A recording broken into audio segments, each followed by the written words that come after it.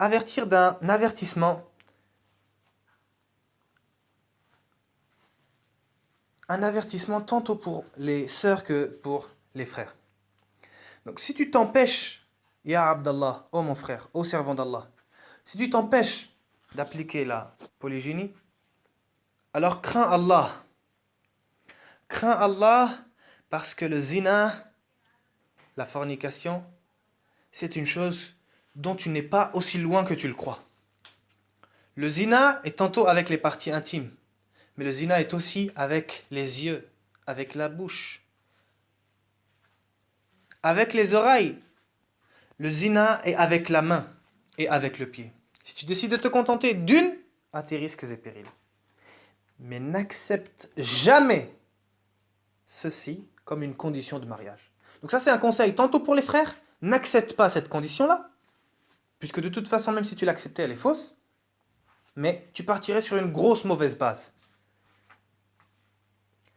Et tantôt pour les sœurs, craignez Allah, vous, servantes d'Allah, qui demandez aux prétendants de ne pas se marier avec une seconde. Vous avez transgressé, vous vous opposez au commandement d'Allah, vous vous opposez à la manière dont est créé l'homme, vous vous opposez à la sunna du messager sallallahu alayhi wa sallam. Cela vous retombera dessus. Votre mari risque de se marier derrière votre dos, vous fuir ou vous divorcer sur votre demande et vous le regretteriez. Ou pire que cela, tomber dans le zina. Pire, tomber dans le zina. Une fois ou même plusieurs fois alors qu'il est marié à cause de vous. Et le fait de tomber dans le zina étant marié est encore pire que le fait de tomber dans le zina alors que tu n'es pas marié. Tout ça à cause d'un chéchi, tout ça à cause de une jalousie ou le fait de vouloir tout maîtriser. Parce qu'aujourd'hui, les femmes, elles veulent tout maîtriser et elles veulent se sentir à l'égal de l'homme, si ce n'est au-dessus de l'homme. Ceci, c'est une chose qui est grave.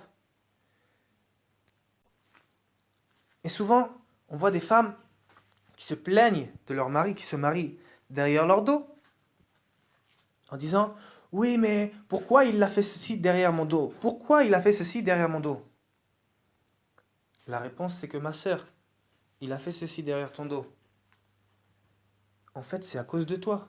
C'est parce que tu l'as tellement empêché et tu l'as tellement obstrué le chemin à une chose qui est pourtant, non seulement, je ne vais pas dire permise, mais qui est, en plus d'être une chose qui est pas interdite, c'est une chose qui est recommandée.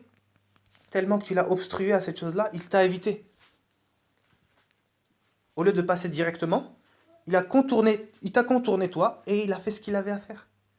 Puisque cette chose-là, c'est une chose de bien. Et tu n'as pas à t'y opposer. Donc, l'homme se dit, voilà, je fais une chose bien, ma femme veut m'opposer à un bien, je vois pas pourquoi je le ferai pas. Donc, s'il l'a fait derrière ton dos, ma sœur, c'est ta faute. Sois une femme pieuse qui craint Allah, et à ce moment-là, il n'aura pas à faire ça derrière ton dos. Il va le faire devant toi. À ce moment-là, si toi, tu as peur que ton mari ne soit pas juste, alors tu lui imposes d'être juste. Naam, ça tu peux l'imposer, puisque c'est une chose que Allah subhanahu wa ta'ala a déjà imposée. Donc si tu demandes ça, qui est tantôt son obligation et ton droit, il n'y a pas de mal. Mais que tu l'empêches sous prétexte que tu as peur qu'il soit juste, alors ça, ce n'est pas à toi de jauger cette chose-là. Et vous aussi les hommes, craignez Allah. Craignez Allah dans votre relation avec les femmes. Parfois les sœurs se sentent tellement lésées, tellement qu'elles se sentent lésées, elles se disent que le mari, s'il prend une seconde, ce sera encore pire. C'est-à-dire que non seulement il n'est pas juste avec moi, mais en plus, il va prendre une seconde, donc ce sera encore pire que ce qu'il est injuste avec moi, il va être doublement injuste.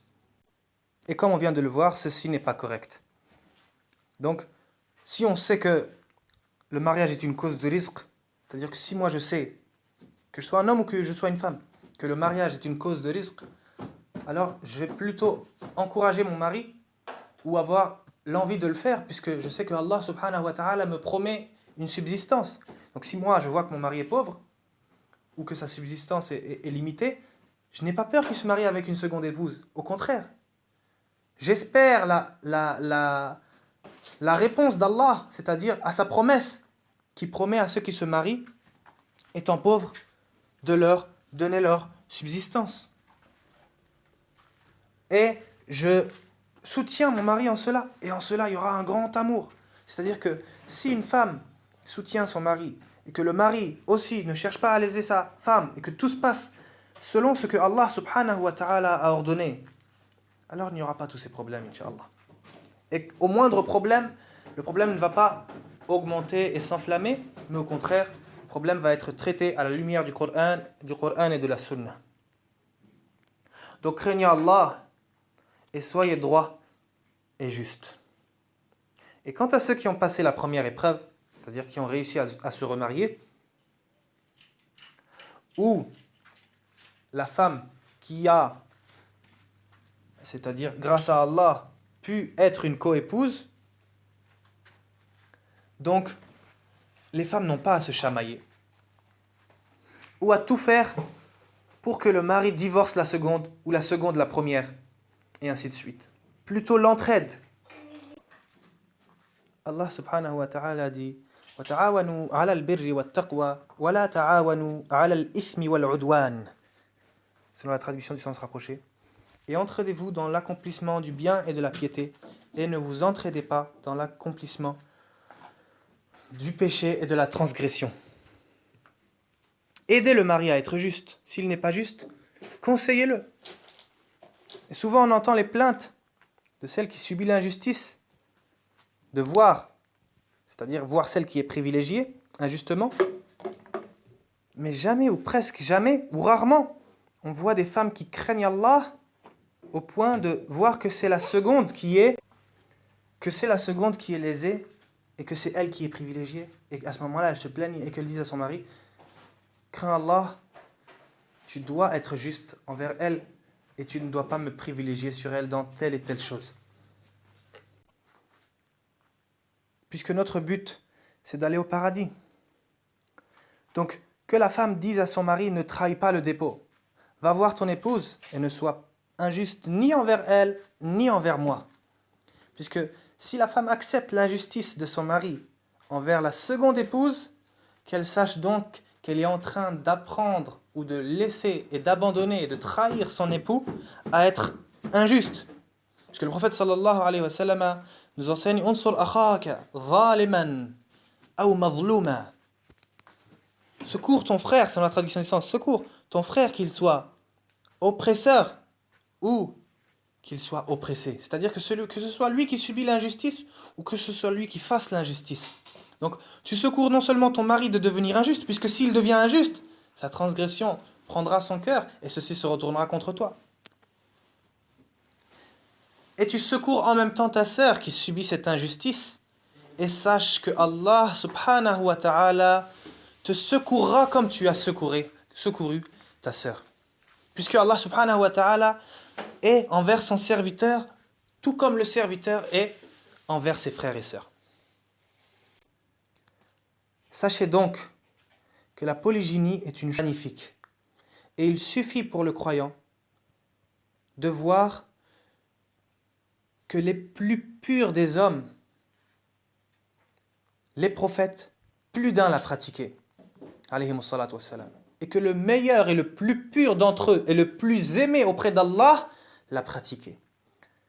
Sallallahu alayhi wa alihi wa sallam.